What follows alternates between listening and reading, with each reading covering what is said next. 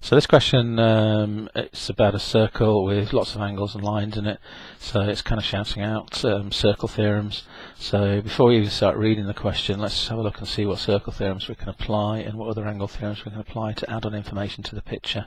So we can see already that we've got a diameter. It's going through the centre O, because in these pictures O is always marked as the centre point if it's going through the centre. We've got a triangle where one of the corners, one of the vertices touches the circumference, so that's telling me straight away that this must be 90 degrees. Now, always give reasons for these kind of questions because they are expecting you to show working. So we say angle in a semicircle is 90 degrees at the circumference. So that's the reason for 90 degrees there. We then recognise we've got a whole triangle here. So if we know that's 90, we know that's 25, then we know this angle here, 90 plus 25 is 115, and if we take that away from 180, then we end up with 65 degrees. So we know that's 65 degrees. Again, we give a reason. Angles in a triangle add up to 180 degrees. So we're already finding some angle facts. We know, for example, that that's 100 degrees, vertically opposite angles. So again, we're given reasons. Vertically opposite angles are equal.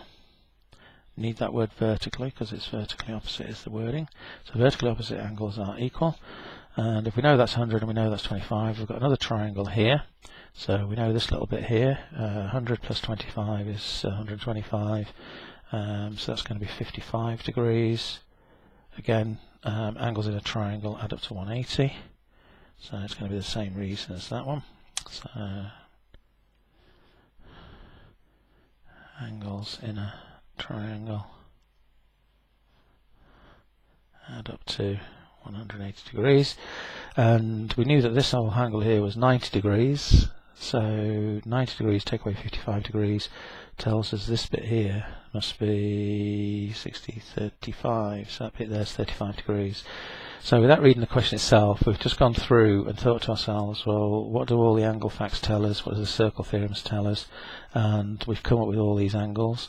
Now we can read the question and decide on what they actually wanted and see whether we've already got the answer, because quite often on these questions, if you fill them in, you find you've already got the answer. So points in the circumference, that's fine, just sorted that. AC is a diameter, yeah, we realise that.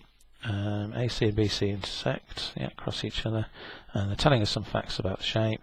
Work out the size of angle DAC, so we've got to find DAC. So follow the letters around, D, A, C. So they're asking us to find this angle here. So we can see that we have angles in the same segment. So we found that that angle there was 35 degrees, so this angle here must be 35 degrees. And again, we'd give the reason, and we'd say angles in the same segment are equal. So what that means is we've noticed that we've got a kind of a butterfly picture where all the vertices touch the circumference, and we've noticed that those two are in the same segment, so they're touching the same segment of the circle, and they must be equal. So that's what we thought about for those two. So we found the answer is 35 degrees. We've given all our reasons throughout on the picture, so that'll be fine for the examiners to give you full marks. And so we can say that angle DAC equals 35 degrees.